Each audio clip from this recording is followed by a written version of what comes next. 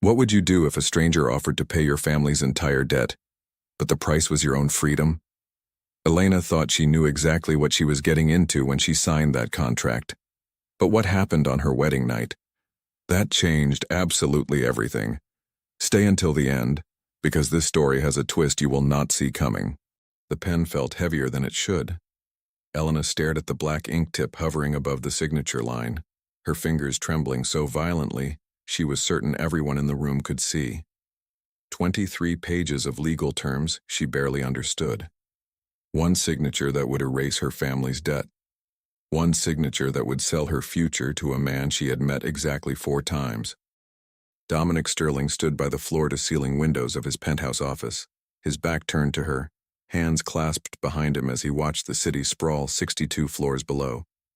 He hadn't spoken in 7 minutes. She had counted every second. "Take your time," his lawyer said gently. James Morrison had kind eyes, which felt almost cruel in this context. Kindness from the enemy's side made everything worse. Elena's mother sat in the corner, clutching her worn cardigan like a lifeline. Her father couldn't even be here. The shame had put him in a hospital bed 3 days ago. Stress-induced arrhythmia, the doctors called it. Elena called it what it was, a broken heart manifesting in a broken body. $2 million. That was the number that had destroyed her family.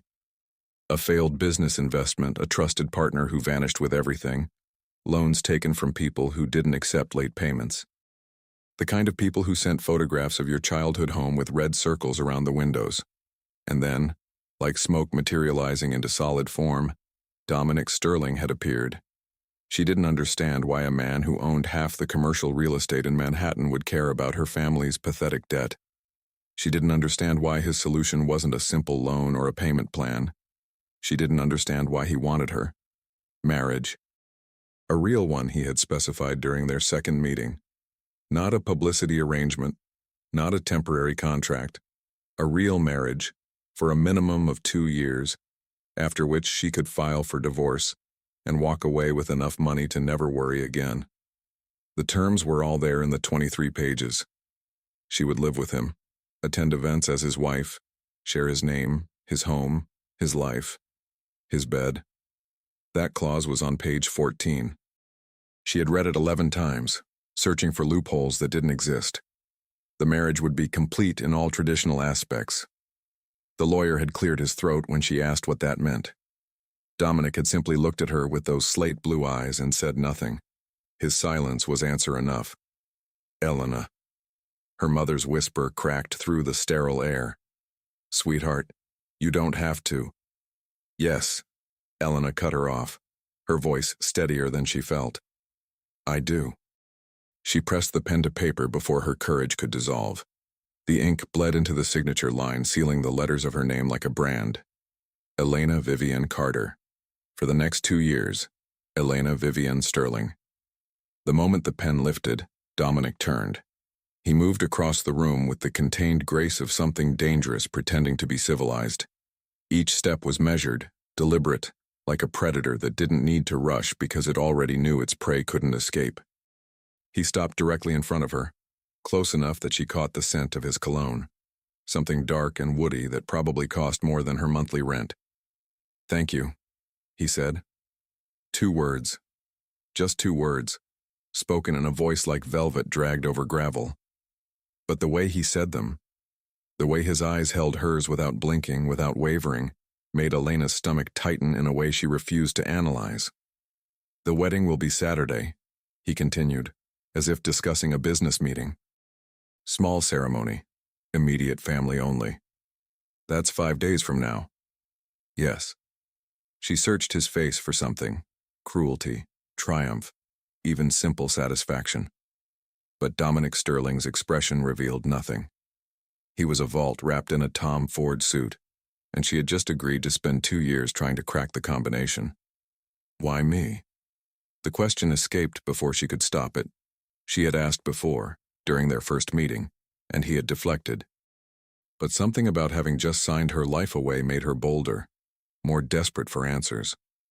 Dominic tilted his head slightly, the first crack in his perfect composure. For a moment something flickered in his eyes, something that looked almost like pain, quickly suppressed. "Because it had to be you," he said simply. Before she could demand clarification, he stepped back and addressed James. "Have Marcus bring the car around. Mrs. Carter looks exhausted." He glanced at Elena's mother with what might have been genuine concern. "Your father will have the best cardiac specialists in the country by tonight. That's not contingent on anything. It's already done." Margaret Carter's eyes filled with tears. "Mr. Sterling, I don't know how to—" "Please don't thank me." His voice hardened almost imperceptibly. "This is a transaction, not a charity." He was lying. Elena didn't know how she knew, but she felt it in her bones. There was something beneath his cold efficiency, something he was protecting with walls of money and legal documents. And as he turned away, dismissing them both, she noticed his hand, the one holding her signed contract. It was trembling. The wedding dress cost $40,000. Elena knew because the tag was still attached when she unzipped the garment bag that morning, delivered to her parents' cramped apartment by a courier in a black suit. Vera Wang. Custom alterations completed in 4 days, which shouldn't have been possible. But Elena was learning that the word impossible didn't exist in Dominic Sterling's vocabulary. She stood before the mirror in the cramped bathroom she had used since childhood, wearing a gown that belonged in a magazine, feeling like a costume in her own life. The silk hugged her body like it had been sewn directly onto her skin. The neckline plunged just enough to suggest without revealing. Elegant. Expensive. Chosen by a man who had seen her exactly 4 times and somehow knew her measurements to the centimeter. That thought should have disturbed her more than it did. The ceremony was held in a private room at the Plaza Hotel. 12 guests. Her mother, weeping silently into a handkerchief. Her father, discharged from the hospital that morning against medical advice because he refused to let his daughter marry, without him there. James Morrison, serving as best man with an expression that suggested he knew something she didn't. A handful of faces she didn't recognize. Business associates, probably, performing the role of witnesses. And Dominic. He waited at the end of the aisle in a black 3-piece suit that made him look like he had stepped out of a painting. Something old and European, where men conquered empires and took what they wanted without asking. When Elena appeared in the doorway, his entire body went still. Not the calculated stillness she had seen in his office. Something rawer. Something that looked almost like reverence.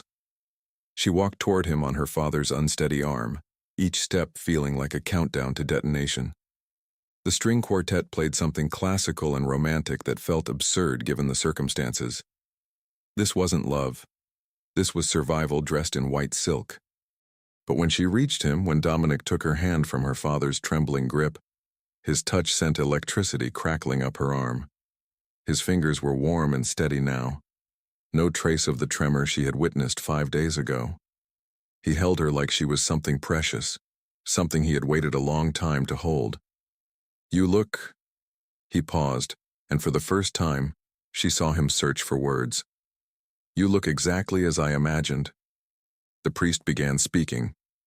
Elena heard almost none of it. She was too focused on the weight of Dominic's gaze, the way he watched her mouth when she repeated her vows, the way his thumb traced small circles on her palm, as if he couldn't help touching her.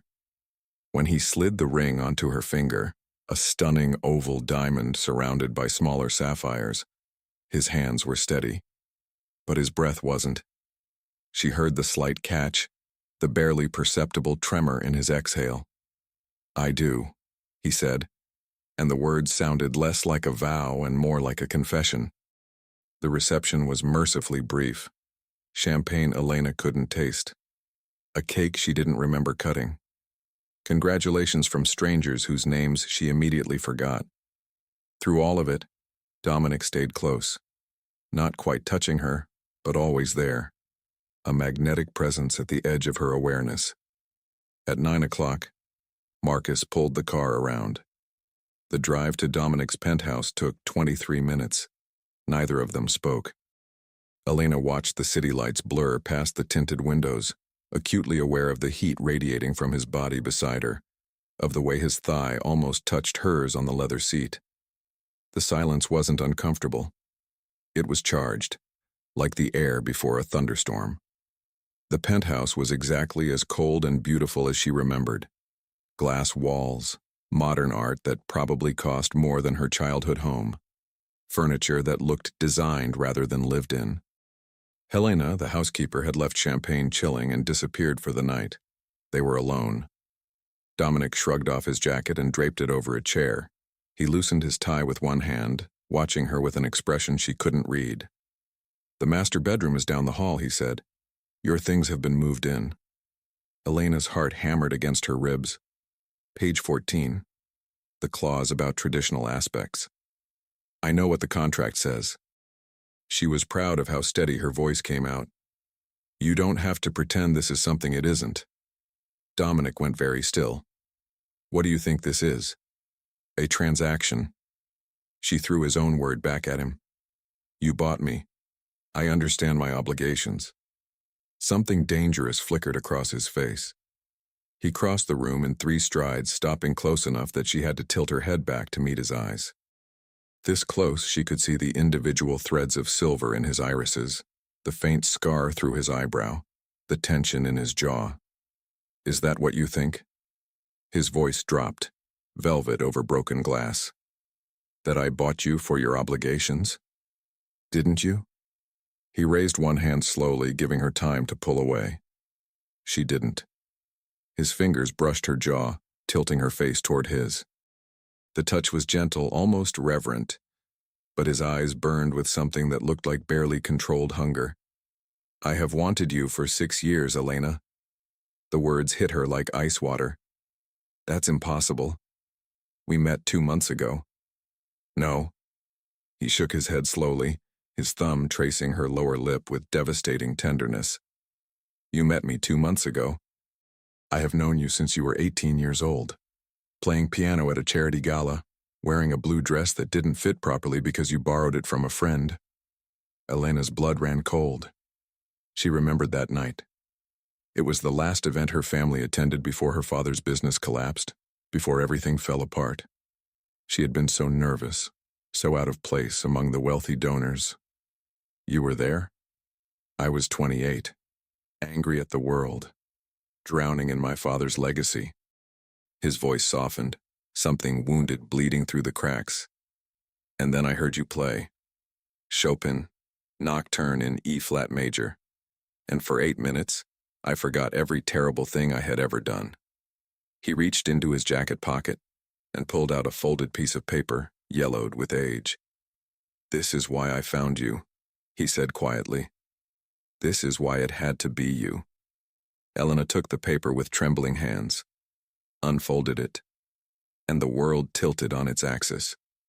The paper was a hospital form, faded, creased from being folded and unfolded hundreds of times. Elena's eyes scanned the typed words, but her brain refused to process them. Admission date, March 15th, 6 years ago. Patient name, Dominic Alexander Sterling. Diagnosis, acute suicidal ideation, self-admitted. Her gaze dropped to the bottom of the page where someone had written in shaky handwriting. His handwriting, she realized with a jolt. A single sentence. Reason for choosing to stay. The girl in the blue dress. Nocturne in E-flat major. 8 minutes of proof that beauty still exists. Elena looked up at Dominic. He stood motionless, every wall he had ever built stripped away, leaving nothing but raw vulnerability. The most powerful man she had ever met, reduced to something achingly human by a piece of paper and a memory. "I don't understand," she whispered. Dominic exhaled slowly, the sound of a man who had carried a secret for too long. He moved to the window, putting distance between them, as if physical space could protect him from the weight of his own confession. "My father died when I was 26, he began, his voice flat, reciting facts like they belonged to someone else. Heart attack. Everyone said it was sudden, unexpected. They were wrong. Arthur Sterling had been killing himself slowly for years. Alcohol, rage, the constant need to destroy everything he touched, including his own family. He paused. Especially his own family. Elena didn't move, didn't breathe. I inherited everything. The company, the properties, the money, and the truth. His jaw tightened. My father built his empire on the backs of people he crushed, families he bankrupted, lives he ruined without a second thought. I found the records after he died, hundreds of them. People who lost everything because Arthur Sterling decided he wanted what they had. He turned to face her, and the pain in his eyes made her chest ache. Your father was one of them. The words landed like a physical blow. Elena gripped the edge of the couch, steadying herself against a sudden wave of dizziness. That's not possible. My father's partner stole from him. That's why the business failed. His partner didn't steal from him. His partner was paid by my father to sabotage the company and disappear with the evidence. Dominic's voice was brutal in its honesty. Arthur wanted the real estate your father owned. 3 properties in Brooklyn that were worth 10 times what your father paid for them. He manufactured the debt, bought it from the original creditors, and waited for your family to collapse. Elena's legs gave out. She sank onto the couch, the hospital form crumpling in her grip. Everything she thought she knew about the last 6 years, the struggle, the shame, the slow suffocation of watching her parents wither under the weight of failure, all of it was built on a lie. A calculated destruction orchestrated by a dead man whose son now stood before her, wearing guilt like a second skin. You knew, she said, her voice hollow. You knew what your father did to us. I found out 2 years after he died. I was going through old files trying to understand the full scope of his crimes. Dominic's hands curled into fists at his sides. When I saw your family's name, I remembered. The charity gala. The girl at the piano. I had been looking for you for 2 years at that point, trying to find the person who made me want to live, and there you were, on a list of my father's victims. The irony was so sharp it drew blood. The man who saved his life was the daughter of a man his father destroyed. The girl in the blue dress was wearing borrowed clothes because her family could no longer afford their own. So this is guilt, Elena said flatly. That's why you married me. Not because you wanted me. Because you felt obligated to fix what your father broke. Dominic crossed the room so fast she didn't have time to react. He dropped to his knees in front of her, his hands gripping the couch on either side of her thighs, his face inches from hers. Look at me. His voice was raw, stripped of every defense. Elena, look at me and tell me what you see. She looked, and what she saw terrified her. Hunger. Desperation. A longing so profound it seemed to have carved itself into his bones. This was not the face of a man acting out of obligation. This was a man who had spent 6 years building his entire existence around the memory of 8 minutes. I could have paid off your family's debt anonymously, he said, each word deliberate, weighted. I could have restored everything my father took without ever revealing myself. I could have watched you from a distance for the rest of my life and never asked for anything in return. His breath shuddered. But I am not a good man, Elena. I am selfish and obsessive, and I have wanted you with an intensity that should frighten us both. It does frighten me, she admitted. Good. He released the couch and sat back on his heels, giving her space. It should. I am not offering you a fairy tale. I am offering you the truth. All of it, including the parts that make me a monster. Elena stared at the hospital form still clutched in her hand. The date placed it 3 days after the charity gala. 3 days after he heard her play. He had been standing at the edge of oblivion, and somehow, without knowing, without intending, she had pulled him back. Why didn't you just approach me? She asked. 6 years ago. Why didn't you just introduce yourself like a normal person? A bitter smile twisted his lips. Because I was not a person worth introducing. I was 28, drowning in self-hatred, newly orphaned by a man I despised but couldn't stop mourning. I had nothing to offer you except damage. He paused. So I decided to become someone worthy. I spent 6 years dismantling everything my father built through cruelty and rebuilding it through legitimate means. I tracked down every family he destroyed and anonymously compensated them. Everyone except yours, because yours was the one I couldn't fix without revealing the truth. Elena's mind reeled. She thought of the medical bills that mysteriously got lost in the system last year. The scholarship that appeared from nowhere, allowing her younger cousin to attend college. The small miracles her family had attributed to luck or divine intervention. That was you, she breathed. The little things. The coincidences. Dominic nodded. I couldn't fix everything, but I could make things easier while I figured out how to tell you the truth without losing you forever. And the debt, the men who threatened my family. His expression hardened, the vulnerability receding behind something colder. They were not my father's original creditors. They were secondary buyers, predators who purchased debt from desperate sellers and use violence to collect. I bought your family's debt from them 6 months ago. They no longer exist as a problem. The implication of those words settled over her like a shroud. She didn't ask what no longer exist as a problem meant. She wasn't sure she wanted to know. The contract, she said slowly, pieces clicking into place. The clause about a real marriage. Why? If you already owned the debt, you could have just erased it. Dominic rose to his feet, putting distance between them again. When he spoke, his voice was quiet, almost ashamed. Because I told you, I am selfish. I wanted the debt to be your reason for saying yes. I wanted you to choose me, even if the choice was coerced, because I was too afraid of what would happen if I offered you the truth and you walked away. He met her eyes. I convinced myself that if I could just have time with you, if I could show you who I really am, you would eventually stay because you wanted to, not because of a contract. That's manipulation. Yes. That's controlling and obsessive and deeply unhealthy. Yes. That's... She stopped because the next words caught in her throat. That's exactly what someone would do if they loved you so completely that the thought of losing you rewired their entire moral compass. Elena stood, needing to move, needing to think. She walked to the window where Dominic had stood earlier, staring out at the city lights that blurred through the sudden moisture in her eyes. Behind her, she heard him remain perfectly still, waiting for judgment. Waiting for her to destroy him the way he deserved to be destroyed.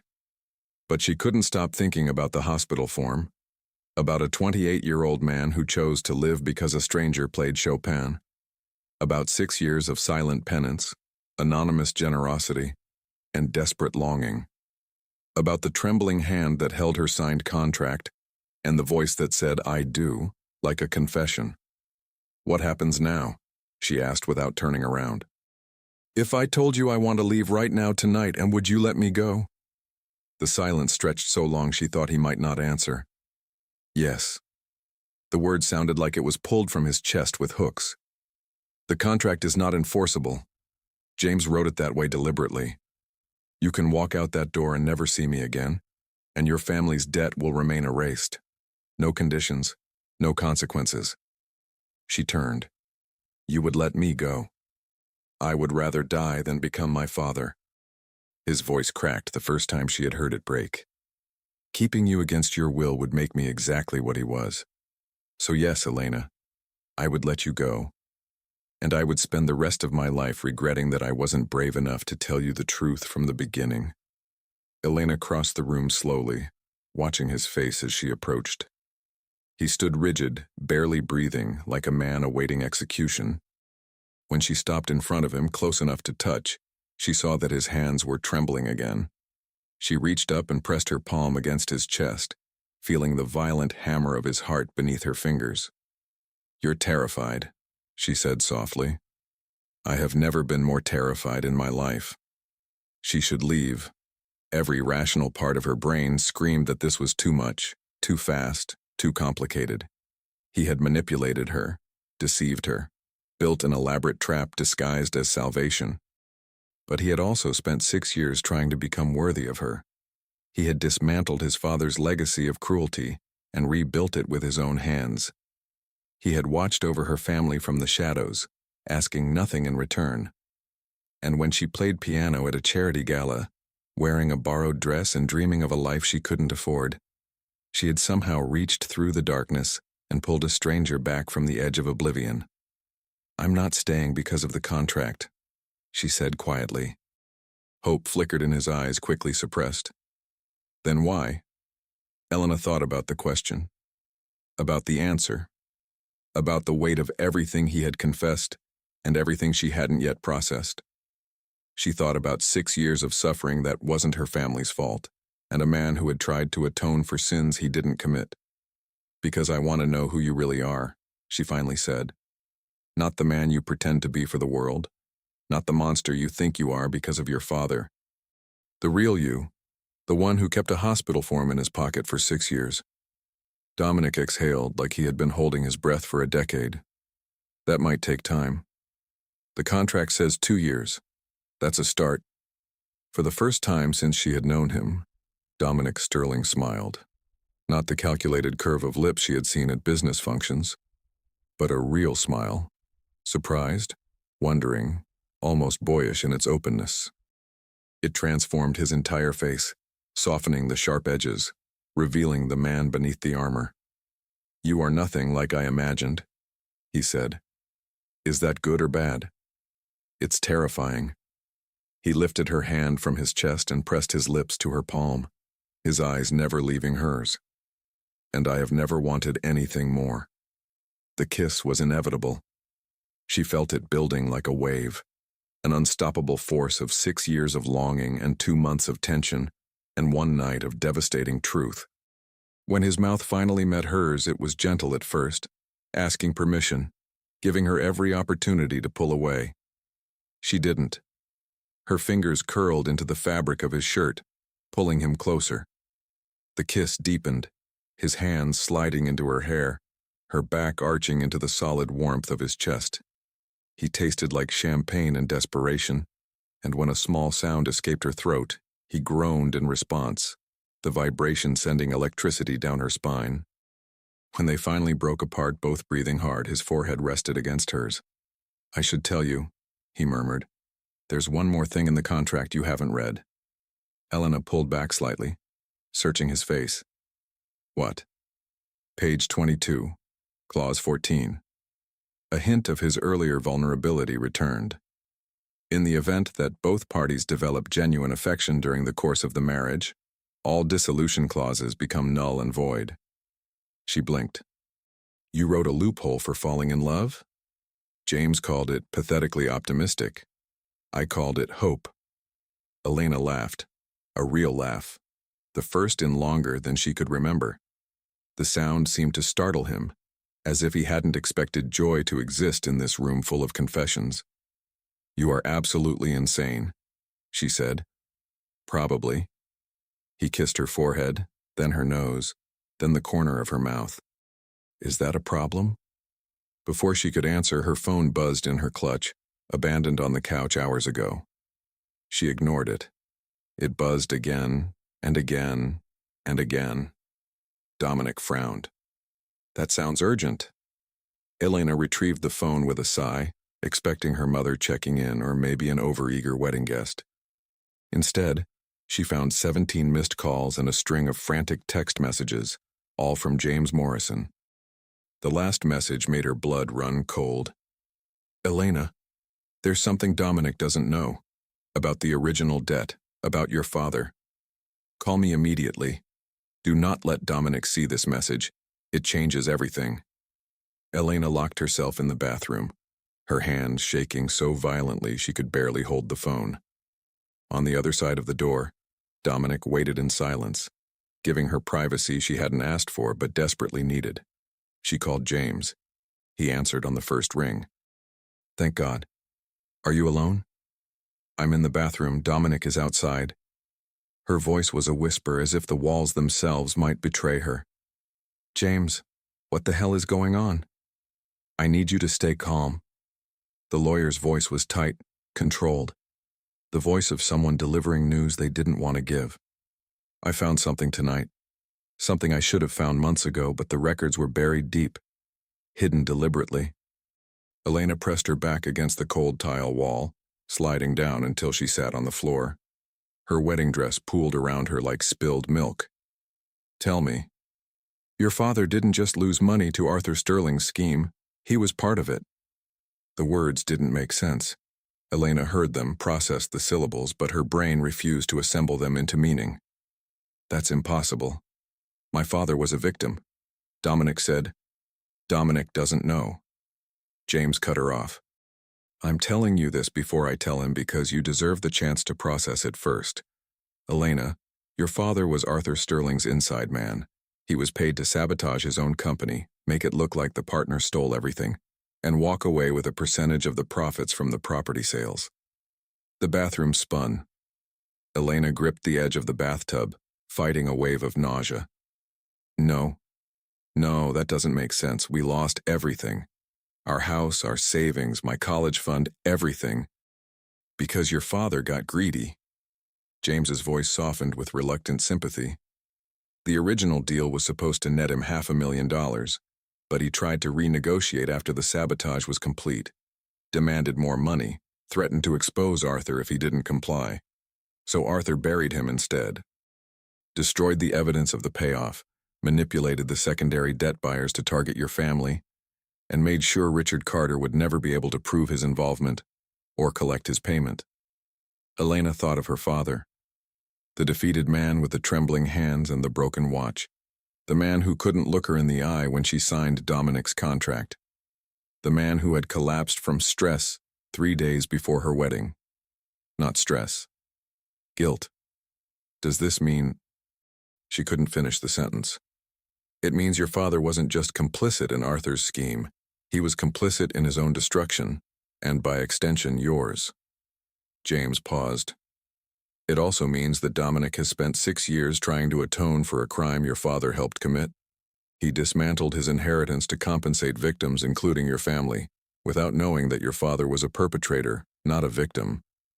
Elena's mind raced through the implications. Dominic had watched over her family because he believed they were innocent casualties of his father's cruelty. He had fallen in love with her partially because of the guilt he carried for what Arthur had done to them.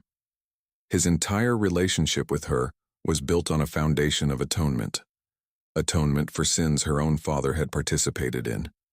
If he found out, everything would shatter. "Why are you telling me this?" she asked. "Why not just tell Dominic directly?" "Because I've known Dominic since we were 15 years old." James's voice cracked slightly. "I watched him nearly destroy himself after his father died. I watched him claw his way back to humanity, one painful step at a time, driven almost entirely by his need to be different from Arthur. If he finds out that the woman he loves, the woman who saved his life, is the daughter of a man who was just as corrupt as his father..." He trailed off. "I don't know what it will do to him. And I don't know what it will do to you." Elena closed her eyes. Behind the darkness of her eyelids, she saw Dominic's face when he showed her the hospital form. The vulnerability, the hope, the desperate, fragile belief that maybe finally he had found something pure in a world his father had poisoned. She was supposed to be his proof that beauty still existed. And now she was just another piece of his father's wreckage. "What do I do?" she whispered. "I don't know." James sounded exhausted. "I'm sending you the documents I found. Bank records, encrypted communications, enough evidence to prove your father's involvement beyond any doubt. What you do with them is your choice. But Elena, whatever you decide, you need to decide fast. I'm legally obligated to inform Dominic of anything that affects the terms of your contract. I can give you until tomorrow morning. That's all." The call ended. Elena sat on the bathroom floor for 17 minutes, staring at the documents James sent to her phone. Screenshots of wire transfers, coded emails between her father and Arthur Sterling's accountant, a photograph of a handwritten agreement, signed in her father's familiar scrawl dated 3 months before the theft that destroyed their family. Her father had sold them out for money he never received. Her father had watched his wife wither and his daughter sacrifice herself, knowing the entire time that he was the architect of their suffering. Her father had let her marry Dominic Sterling without ever telling her the truth. A knock on the bathroom door made her flinch. "Elena." Dominic's voice was soft, concerned. It's been almost 20 minutes. Are you all right? She looked at herself in the mirror. Smeared mascara, wedding dress wrinkled from sitting on the floor. Eyes that held a secret capable of destroying everything. She had a choice. She could tell Dominic the truth. Watch his face as he realized the woman he loved was tainted by the same corruption he had spent 6 years trying to escape. Risk losing him forever, along with her family's financial security, her father's remaining dignity, and any chance at the happiness they had just begun to build. Or she could hide it, bury the documents, let James's deadline pass without action, protect Dominic from a truth that would only cause pain, and protect her family from the consequences of her father's choices. Both options felt like betrayal. Elena stood up, smoothed her dress, wiped her eyes with toilet paper, and took 3 deep breaths. Then she opened the door. Dominic stood in the hallway, his tie completely gone now, his shirt partially unbuttoned, worry etched into every line of his face. When he saw her expression, something flickered in his eyes. Recognition, perhaps, of pain he couldn't yet name. "What happened?" he asked quietly. Elena looked at this man who had spent 6 years becoming worthy of her, who had dismantled an empire of cruelty and rebuilt it with his own hands, who had written a loophole for love into a contract designed to trap her. She thought about her father, lying in a hospital bed, knowing everything and saying nothing. She thought about her mother, innocently complicit, spinning her wedding ring and weeping at ceremonies built on lies. She thought about the version of Dominic who had stood at the edge of oblivion and chosen to live because of 8 minutes of music played by a girl in a borrowed dress. And she made her decision. "We need to talk," she said. "About my father, about yours, about everything." Dominic's expression shifted, wariness replacing concern. "What do you mean?" Elena took his hand, the hand that had trembled holding her contract, the hand that had touched her face like she was something sacred, and led him to the living room. She sat him down on the couch. She pulled up the documents on her phone.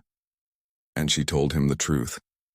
She watched his face as he read the evidence, watched the color drain from his skin, the muscle in his jaw tighten, the light in his eyes dim, and then extinguish entirely. She watched 6 years of carefully constructed hope collapse in the span of 15 minutes. When he finished, he didn't speak. He set her phone down on the coffee table with unnatural precision, as if moving too quickly might cause him to shatter. "How long have you known?" His voice was hollow, scraped clean of emotion. 43 minutes. He looked at her then, really looked, searching her face for something she couldn't identify. "And you told me immediately." "James gave me until tomorrow morning. I could have hidden it. I could have let you keep believing. Why didn't you?" Elena thought about the question, about the answer that had crystallized in 17 minutes on a bathroom floor. "Because I refuse to be another person who lies to you." Her voice cracked.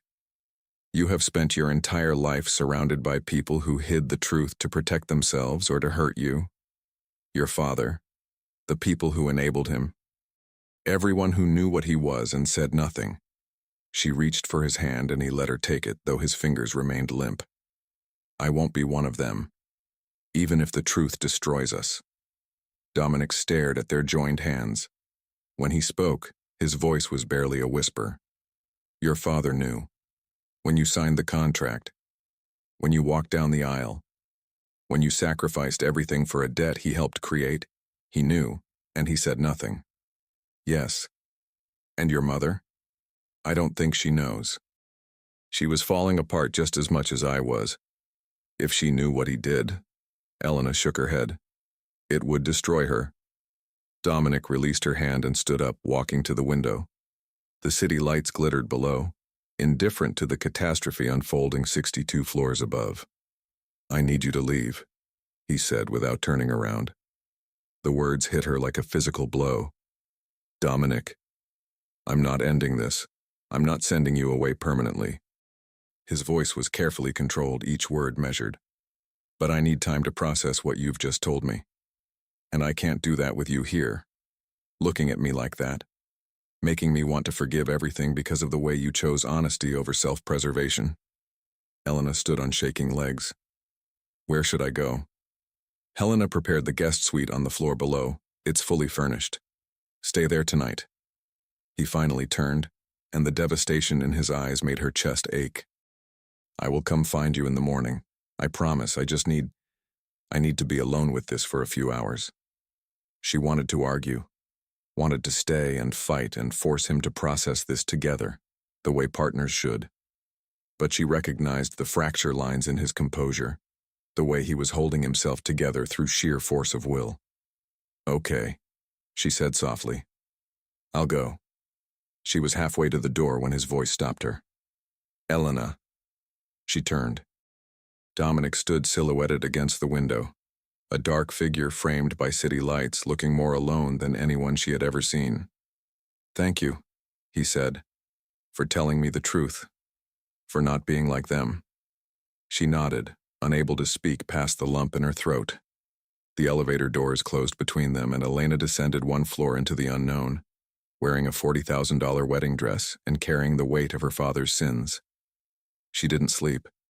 She sat by the window of the guest suite, watching the sky slowly lighten from black to gray to pale gold, waiting for Dominic to come find her as he promised. At 6:47 a.m., her phone rang. It was James. Elena. His voice was strange, tight with something she couldn't identify. You need to come upstairs right now. What's wrong? Just come, please, hurry. She ran for the elevator, her heart hammering, her mind cycling through worst-case scenarios. The doors opened on the penthouse floor, and she burst into the living room to find James standing in the middle of the space, his face ashen. Where's Dominic? She demanded. James pointed wordlessly toward the master bedroom. Elena ran.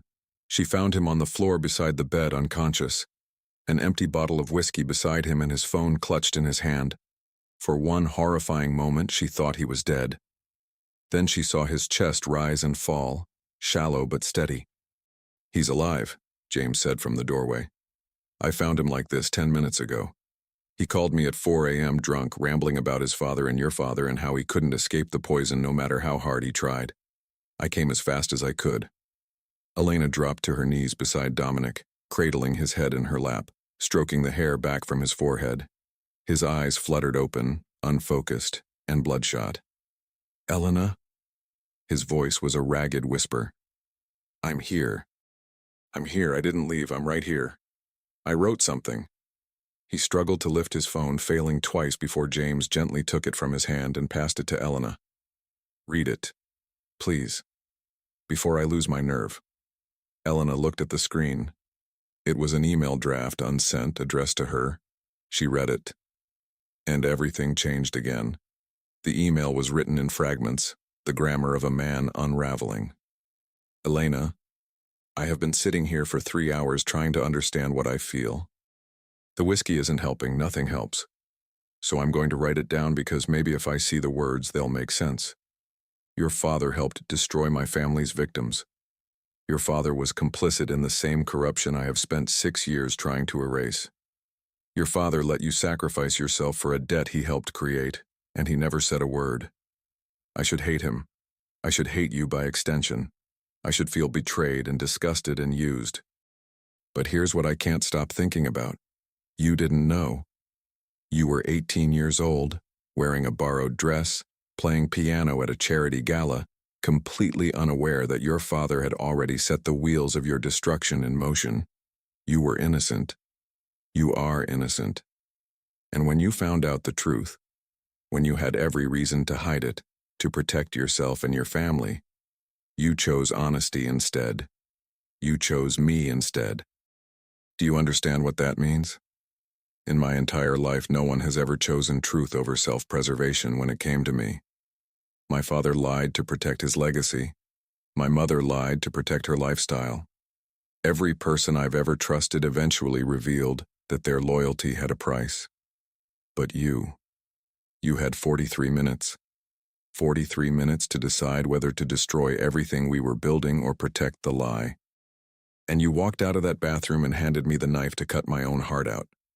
Not because you wanted to hurt me, Because you refuse to be another person who lied. Elena, I have spent 6 years trying to become worthy of you. 6 years dismantling my father's empire of cruelty. 6 years searching for proof that I am not him, that I can be better, that the poison in my blood doesn't have to define me. And tonight, drowning in whiskey and despair, I finally understand something. I was looking for proof in the wrong place. The proof isn't in what I've done. It's in what you've done. It's in the fact that you chose honesty when lying would have been easier. It's in the fact that you're not your father, just like I'm not mine. It's in the fact that we are both children of broken men, and we have both spent our whole lives trying to escape their shadows. Your father's sins are not your sins. My father's sins are not my sins, and maybe, we can stop paying for crimes we didn't commit. I don't know what happens next. I don't know if I can face your father without wanting to destroy him. I don't know how to reconcile the girl who saved my life with the man who helped ruin it. I don't know anything except this. I don't want to lose you. I have wanted you for 6 years. I have loved you for 6 years. And I will be damned if I let our father's ghost take you from me now. If you're reading this, I probably passed out before I could send it, which means you're probably sitting next to me, wondering if I've lost my mind. I haven't. I've finally found it. Stay with me, Elena. Not because of the contract, not because of the debt, not because of anything except this. I choose you. Broken history, and complicated family and impossible circumstances. I choose all of it. I choose you. Please choose me back. Dominic. Elena read the email 3 times. By the second read, tears were streaming down her face. By the third, she was laughing and crying simultaneously, the sound strangled and raw. Elena? Dominic's voice was clearer now, though still rough with alcohol and exhaustion. His eyes focused on her face, tracking the tears. Why are you crying? Is the email that bad? I was very drunk. I probably didn't make any sense. She kissed him. It wasn't gentle. It wasn't careful. It was a collision of relief and grief and something that felt terrifyingly like hope. She kissed him with 6 years of borrowed longing, with the weight of her father's sins and his father's sins, and every impossible obstacle that had tried to keep them apart. She kissed him like he was air and she had been drowning for a lifetime. When she finally pulled back, they were both breathing hard, and Dominic's eyes had cleared significantly. Apparently, there was nothing quite like an unexpected kiss to sober a man up. I'm choosing you back, she said fiercely. Do you understand? I'm choosing you. Dominic reached up, his hand unsteady but determined, and cupped her face. His thumb traced the path of her tears, wiping them away with devastating gentleness. Your father, he started, is not me. She cut him off. You said it yourself. His sins are not my sins, and I refuse to let a choice he made before I was even old enough to drive determine the rest of my life. She took a shuddering breath. I will deal with him. I will confront him. I will make him explain himself to my mother and to me and probably to a very expensive therapist. But I will not let him take this from us. James cleared his throat from the doorway. They had both forgotten he was there. As your attorney and reluctant witness to this extremely dramatic moment, he said dryly, I feel obligated to point out that Dominic is still lying on the floor, probably dehydrated, and definitely in need of medical attention. Dominic groaned. I'm fine. You drank an entire bottle of Macallan 25. You are the opposite of fine. James pulled out his phone. I'm calling Dr. Reeves. You're getting an IV whether you like it or not. As James stepped out to make the call, Elena helped Dominic sit up, propping him against the bed. He looked terrible, bloodshot eyes, ashen skin, hair disheveled in a way that would have been attractive if she wasn't so worried about him. I'm sorry, he said quietly. I promised I would come find you in the morning. Instead, you found me on the floor like a college student after homecoming. Very expensive whiskey, though. At least you have standards. He laughed, a weak, exhausted sound that still managed to warm something in her chest. I don't know how to do this, Elena. I don't know how to love someone without self-destructing. I've never had an example of what healthy looks like. Neither have I. She laced her fingers through his. My father is a liar who sacrificed his family for money he never received. My mother is so deep in denial she probably doesn't even know what reality looks like anymore. I grew up watching love destroy people. She squeezed his hand. But here's what I've figured out in the last 12 hours. We don't have to repeat their patterns. We can write our own. Starting with what? Starting with honesty. Starting with communication. Starting with not drinking yourself unconscious when things get hard. She raised an eyebrow pointedly. Dominic had the grace to look ashamed. That's fair. And starting with actually eating breakfast because I'm fairly certain neither of us has eaten since the wedding cake. And I'm about to pass out from hunger. As if on cue, Helena appeared in the doorway, her expression carefully neutral despite the obvious chaos. I've prepared breakfast in the dining room. Eggs, toast, fresh fruit, and very strong coffee. She paused. Also, Mr. Morrison has informed me that a doctor is on the way. I've set up the guest room for the examination. Helena, Dominic said weakly, you are a saint. I am adequately compensated, she replied. But the corner of her mouth twitched in what might have been a smile. 3 hours later, Dominic had been examined, hydrated, and firmly lectured by Dr. Reeves about the dangers of mixing emotional trauma with expensive scotch. He sat at the dining table in fresh clothes, sweatpants and a soft gray t-shirt that made him look almost approachable, pushing eggs around his plate while Elena devoured her third piece of toast. So what now? She asked between bites. Dominic looked up. What do you mean? I mean, we've been married for approximately 18 hours. In that time, I've discovered that you've been obsessed with me for 6 years, that your father destroyed my family, that my father helped him do it, and that you write surprisingly coherent drunk emails. She reached for another slice of toast. What's the plan for hour 19? He stared at her for a moment, then laughed. A real laugh, full and surprised, that transformed his entire face. I have absolutely no idea, he admitted. I've spent 6 years planning how to find you, how to approach you, how to make you mine. I never actually planned what to do once I had you. Classic villain oversight. All set up, no follow-through. I'm not a villain.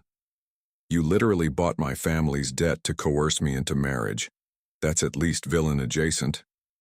Dominic winced. When you put it that way, I'm not angry about it anymore. Elena set down her toast and met his eyes. I was. I should probably still be. But somewhere between the hospital form and the drunk email, I realized something. What? You could have stayed a villain. You had every resource, every opportunity, every justification to become exactly like your father. Instead, you spent 6 years trying to undo his damage. You rebuilt an empire on ethical foundations. You tracked down every family he hurt and compensated them without asking for credit or recognition. She reached across the table and took his hand. The fact that you used questionable methods to bring me into your life doesn't erase the fundamental truth. You are not your father. You never were. Dominic's throat worked visibly. My methods were more than questionable. Yes, and we're going to have to work through that. Probably with professional help because neither of us has any idea what we're doing. She smiled slightly. But I'm willing to try if you are. I've been willing to try for 6 years. That hasn't changed.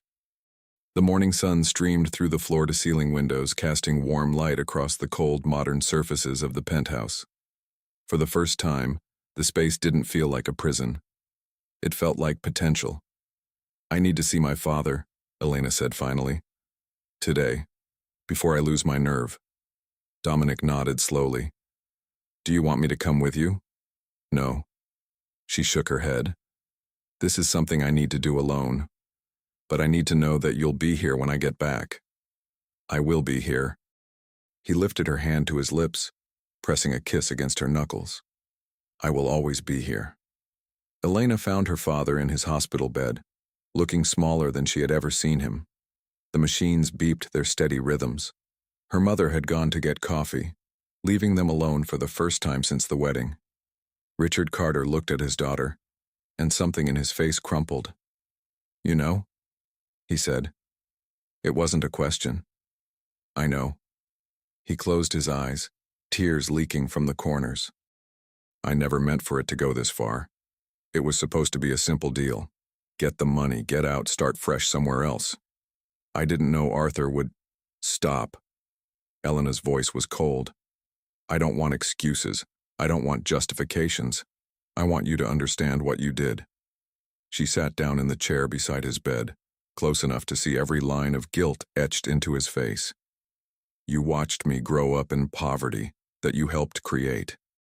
You watched Mom work herself into exhaustion, believing she had failed us. You watched me sign a contract selling myself to a stranger, and you let me believe I was saving us from someone else's sins." Her voice cracked. "I was supposed to be able to trust you." "Elena, please." "I'm not finished." She took a breath, steadying herself. "I came here to tell you that I know the truth, and that despite everything, I'm choosing to move forward. Not for you, for me. Because if I spend the rest of my life hating you for what you did, the only person I'm really destroying is myself." Richard's eyes opened, wet with tears. "I don't deserve your forgiveness." "No, you don't. And I'm not sure I can give it. Not yet. Maybe not ever." She stood up. "But I can give you this. I'm not going to tell Mom. Not because I'm protecting you, but because the truth would break her in ways she might never recover from. She deserves peace even if you don't deserve protection." Her father's face contorted with a sob he tried to suppress. "I'm so sorry. I'm so sorry, baby girl." "I know." Elena moved toward the door, then paused. "One more thing. Dominic Sterling is a better man than you or his father ever were. He spent 6 years trying to atone for sins he didn't commit while you let your family drown in yours. I'm going to spend my life with him. Not because of any contract, but because he chose to be different from the men who raised him." She met her father's eyes one final time. "I hope someday you have the courage to do the same." She walked out without looking back. The elevator ride to the penthouse felt longer than usual. Elena leaned against the wall, emotionally drained, physically exhausted, and somehow lighter than she had felt in years. The doors opened. Dominic was waiting. He stood in the middle of the living room, still in his sweatpants and t-shirt, looking nothing like the intimidating billionaire who had bought her family's debt. He looked nervous, human, real. "How did it go?" he asked. Elena crossed the room and walked straight into his arms. He caught her without hesitation, wrapping her in warmth and solidity and the scent of expensive soap. "It's over," she said against his chest. "The secrets, the lies, all of it. It's finally over." Dominic held her tighter. "What happens now?" Elena pulled back just enough to look up at him. This man who had spent 6 years loving her from afar. This man who had written drunk emails about choosing her despite everything. This man who was terrified of becoming his father and was proving every single day that he never would. "Now," she said, "we start our actual marriage. The real one. Not the contract version. The messy, complicated, figuring it out together version." "That sounds terrifying." "It does. I'm in." He kissed her forehead. "I've been in for 6 years. What's the rest of my life?" Elena laughed, really laughed, the sound bubbling up from somewhere deep and long dormant. She grabbed his hand and pulled him toward the kitchen. "First things first," she said. "You're teaching me where you keep the good coffee. I refuse to live in a penthouse this expensive without knowing where the caffeine is." Dominic smiled, the real smile, the one that transformed his entire face, the one she was beginning to realize she would spend the rest of her life trying to earn. "Deal," he said. And somewhere in the space between 62 floors and a borrowed blue dress, between hospital forms and drunk emails and a father's unforgivable sins, 2 people who should have been destroyed by their histories chose instead to build something new. Not perfect, not easy, not a fairy tale, but real. And finally, after 6 years of waiting, completely and irrevocably theirs. And that's how 2 people broken by their father's sins chose to build something new, together. Not a fairy tale, but something real. Now tell me in the comments, Would you have told Dominic the truth about your father? Or would you have kept the secret? Like, subscribe, and hit that notification bell. Because stories like this one, they're just getting started.